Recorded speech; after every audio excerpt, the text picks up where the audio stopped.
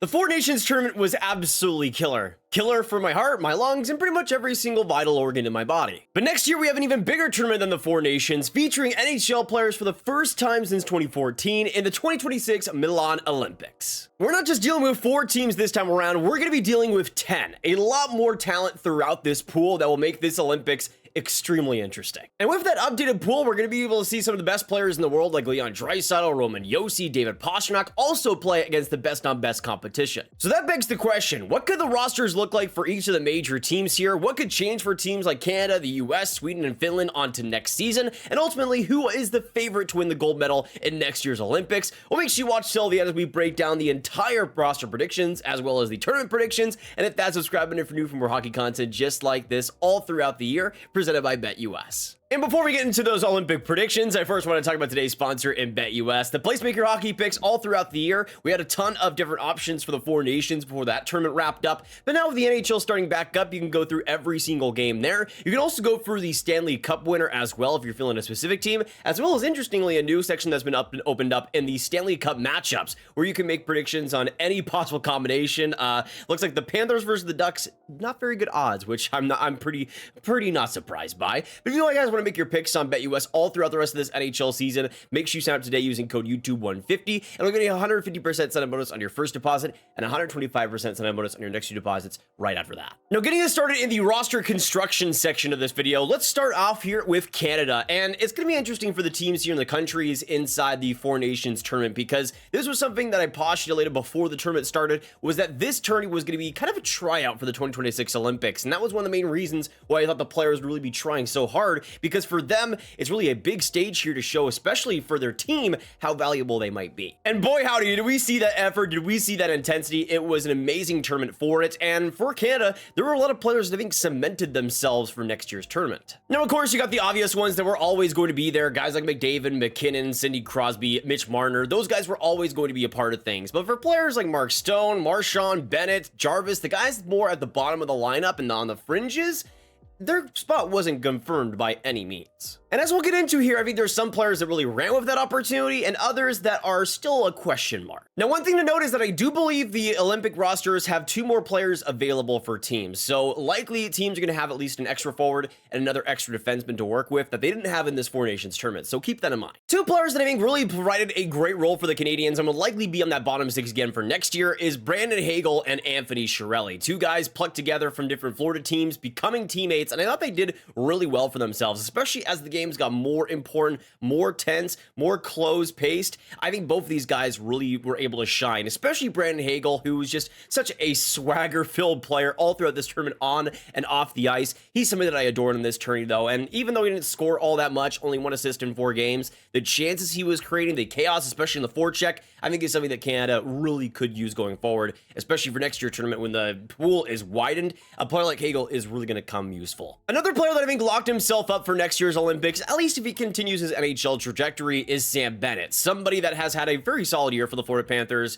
35 points, 55 games, but he's somebody that I thought was really great when he played for Canada, especially, of course, in that final game versus the US. He was an absolute monster. Another player like Hagel that really rose to the occasion when things got even tighter, got more physical. He's somebody that can get under the skin of practically anybody, and you saw how important he was in that final game, getting that tying goal in the 3rd period, and just how important he was throughout that entire 60-plus minutes. I think he's absolutely a lock and will likely be the 4th line center there. Onto the maybe section of the forward group, I think that starts with Seth Jarvis, though I think he's more likely a part of the team than he is not, mostly due to the age. You're obviously not going to have him decline whatsoever. I think he's just going to get better as we see him in next year's Olympics, but he's somebody that I don't think had a big role for the Canadians, really didn't play all too much, was scratched as well during one of the games. I think it was during Finland, and really didn't make much of an impression, but I also still think his intensity and a lot of the great intangibles he brings are still important, and even if he's not a fixture onto that forward group, I think he'll at least be an extra. Now, starting us out with 2 players here that I think will be off the roster for next year's Olympics. The first one here is Mark Stone. I just don't think he made much of an impression in this tournament. He did get 1 goal in 4 games,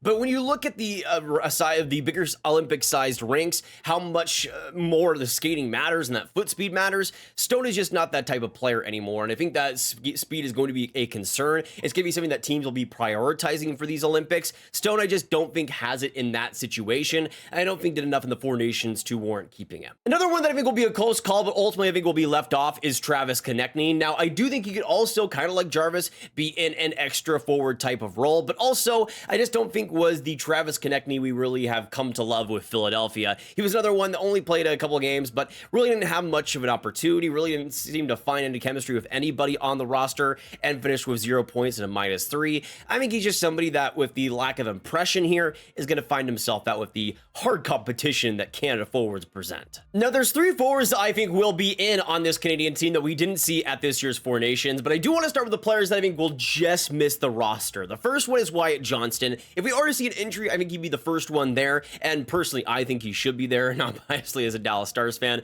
especially as someone that has come through in the playoffs in every single league he's played in. But I think like he's going to be someone that is just on the outside looking in because he doesn't have that extra physicality that might boost some other players. Then we go into the player that's the complete opposite in Tom Wilson. I see a lot of people saying that he's an absolute lock for the Canadian roster next year because of the Tkachuks and wanting to match them.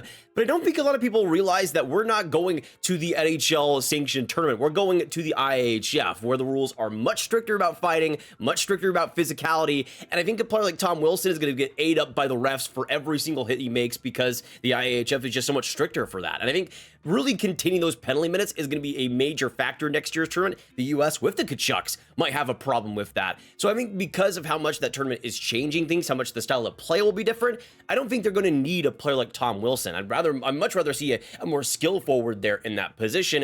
If you're bringing Tom Wilson to fight, especially in an IIHF tournament, I think you're playing a losing game. This is more so what I would do if I'm Canada. I would leave Tom Wilson off, but because it's Tom Wilson and the intensity he brings, I could still see him being on the roster. And a couple other younger forwards I want to mention. Dylan Gunther, someone that we've seen play big minutes for Canada in the past, especially at the World Juniors, coming up in big moments. He's something that has been a premier goal scorer for the Utah Hockey Club when he's played this year, and just a great scorer in general. On pace for 65 points this year.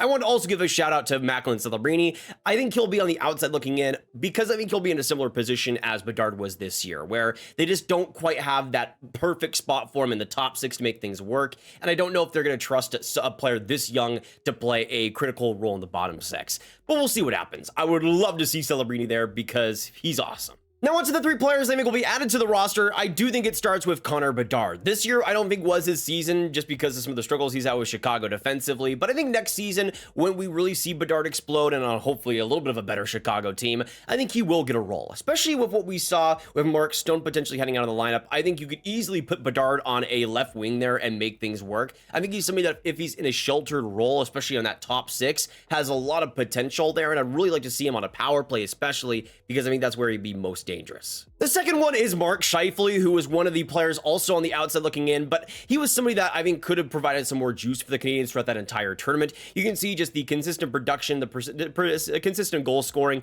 He's always been a firecracker for the Jets, especially in the power play. Another one that I could see being more of an extra, but I think if the Canadians want to bring in some juice, Scheifele is right there, and I think would do pretty well for them, especially another player that I think could be kind of in a sheltered role, could play wing if you really need him to. And then last but not least, I think they will look for some center reinforcement, and I think Nick Suzuki will be their #1 option. Of course, the captain for the Montreal Canadiens. I don't know if he really fits on this team, especially when you have players like Chiarelli and Bennett for the Four Nations already. But for next year's tournament, if we're looking at an extra forward, I think Suzuki would be perfect with the defensive habits, some of the playmaking that he's able to provide. He's someone that has been a underrated scorer for the Canadians, an underrated player in general, and it's somebody that I think Canada would really like to have, especially just a locker room presence there too. Just how consistent he's been for the Canadians. I could easily see him being a serviceable extra forward and filling that role nicely. But now we go on to that Canadian defense, and I could see a situation where we would see a lot of changes if there was a different GM. But Doug Armstrong was in charge of this Four Nations defense, and he's also in charge of the 2026 Olympics defense. And I think for a lot of people, if the GM was changed, Colton Parayko would be the easiest player to sub out.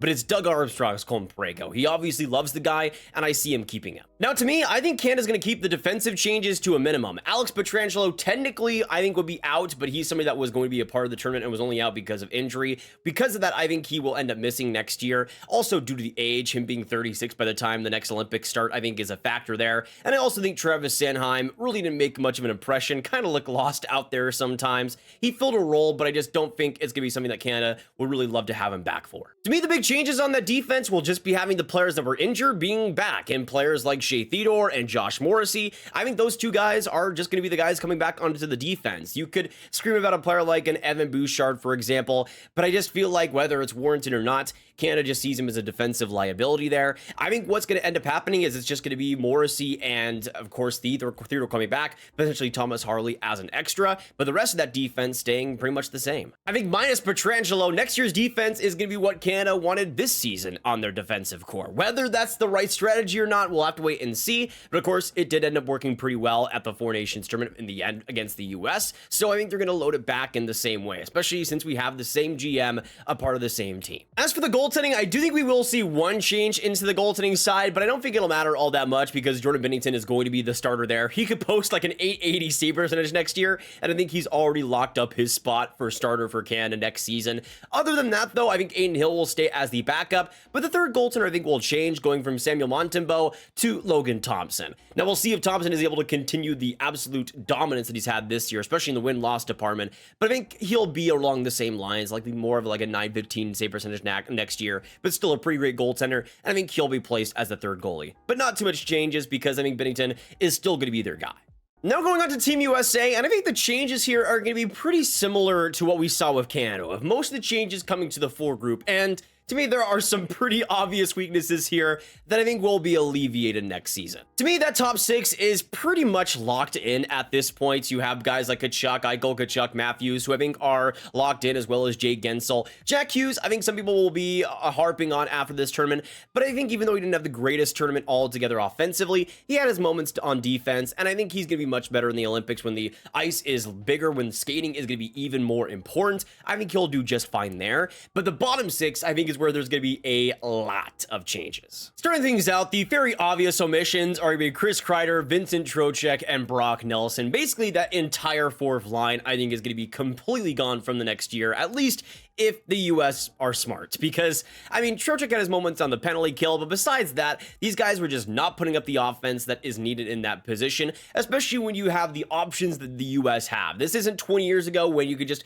fill out the bottom six with grinders because that's the best options. You have Tage Thompson, you have Cole Caulfield. Use them. Now for the US, the most obvious implant is Tage Thompson, who was brought in as a potential injury replacement. Didn't end up coming into the game, unfortunately, but I think Tage Thompson is going to make a pretty big impact for the US in next year's tournament, a major scorer for the Sabres over the past few years. He's had his up and downs, but the potential with his physicality and how he uses it with his goal scoring is always there, so I think he will have a pretty big role. I also think Alex Tuch, he's somebody that I did predict to be on the Four Nations tournament this year instead of a player like a Chris Kreider, for example. I think he could play a pretty big role as a Chris Kreider type of guy, somebody that could bring some speed, bring some intensity. That goal scoring has also been there in the past too. I think would be pretty perfect as a fourth line forward, and I think somebody that is a pretty obvious need for the US next year is Clayton Keller. A horrendous omission this season, somebody that I think really could have been used with the offense that he provides, the playmaking, and how much of a threat he can be with the puck. The wizardry there, I think, is something that the US were missing in that bottom six, that extra type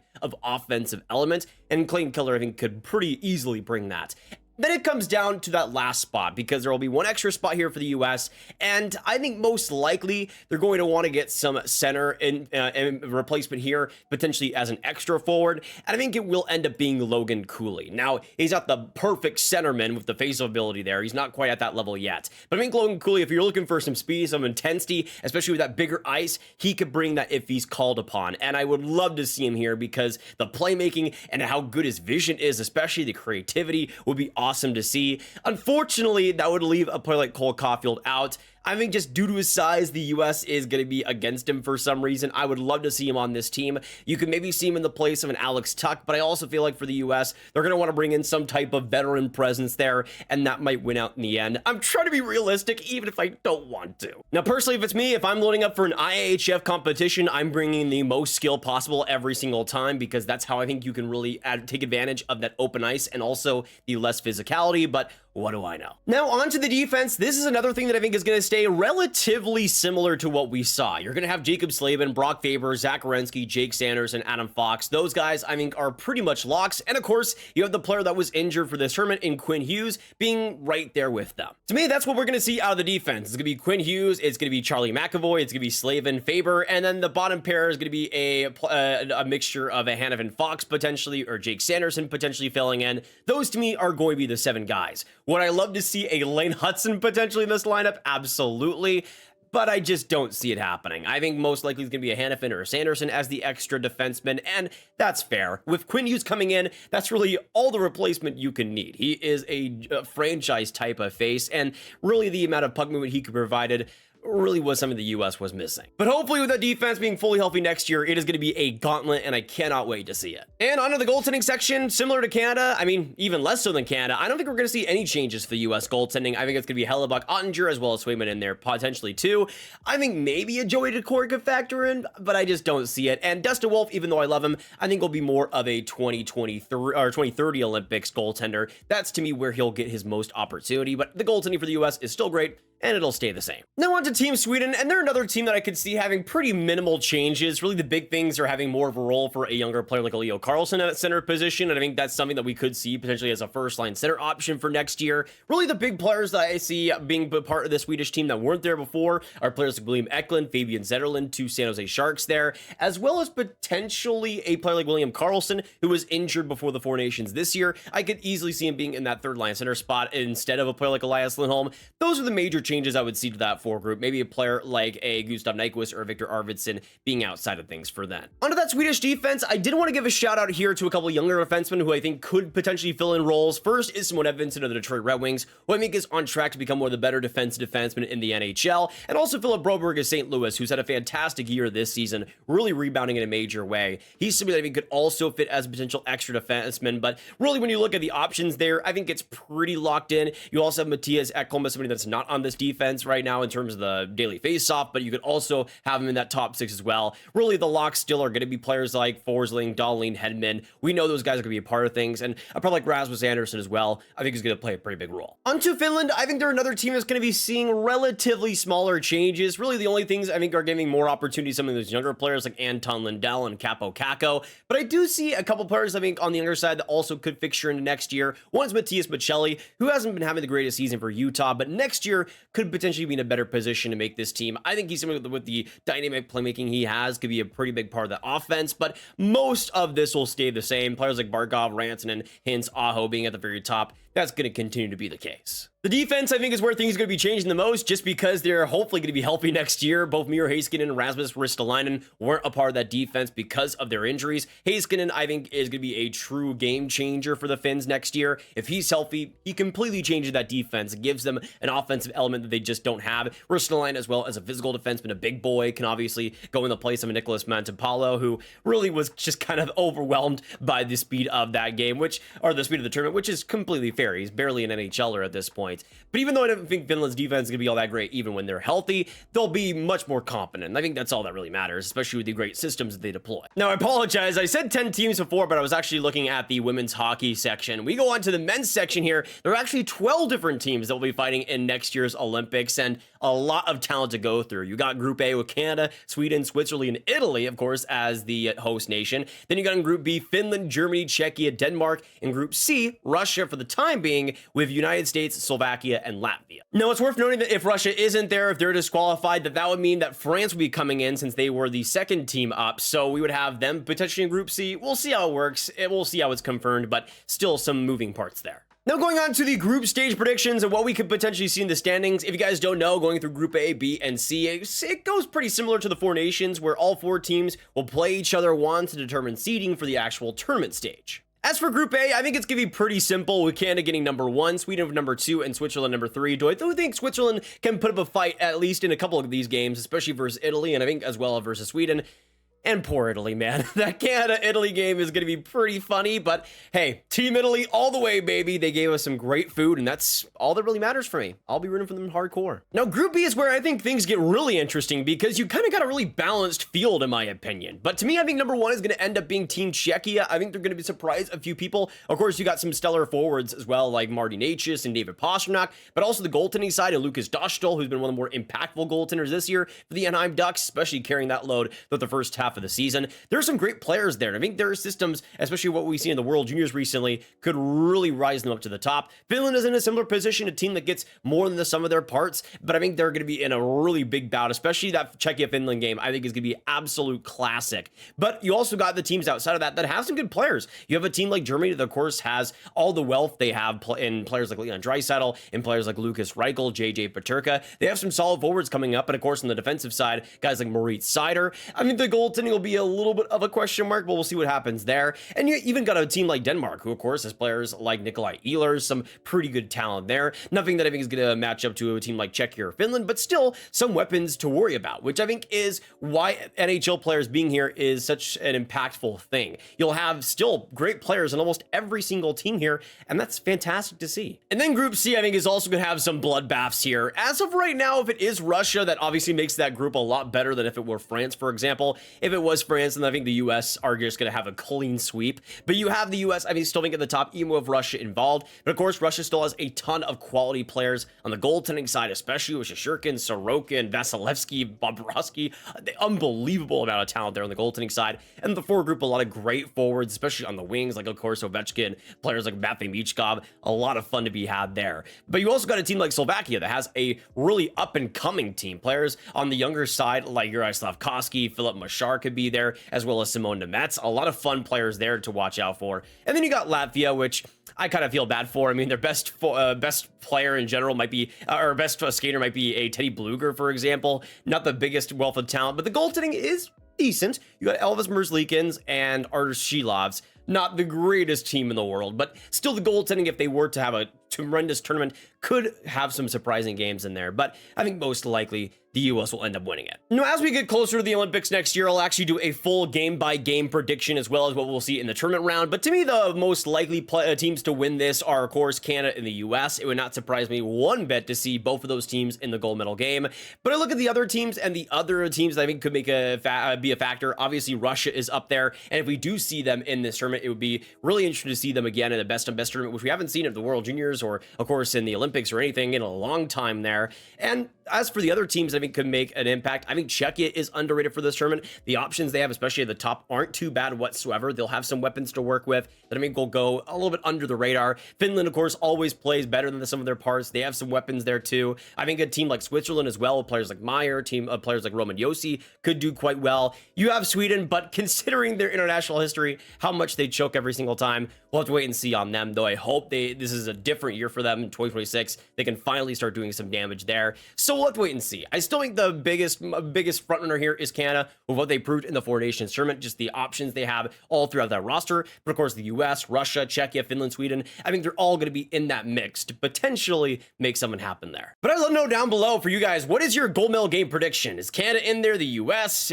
Sweden, Russia? Let me know your thoughts down below on that. And let me know your thoughts as well on the whole 2026 Olympics, because there is going to be so much to talk about as we get closer to this tournament. It's going to be so much fun with all the different teams involved. 12 different teams battling it out is going to be absolutely special, especially with all the NHL players we're going to see. It's going to be awesome, and I cannot wait for it. But let me know your thoughts down below on all that. And of course, make sure you hit that like button, hit that subscribe button, hit the notification bell if you haven't already, and share a video with all the hockey fans you guys know online. And click on this card for all my hockey prospects talk right in one playlist. And I hope you guys have a great one. Make sure you sign up to BetUS today using code U2150.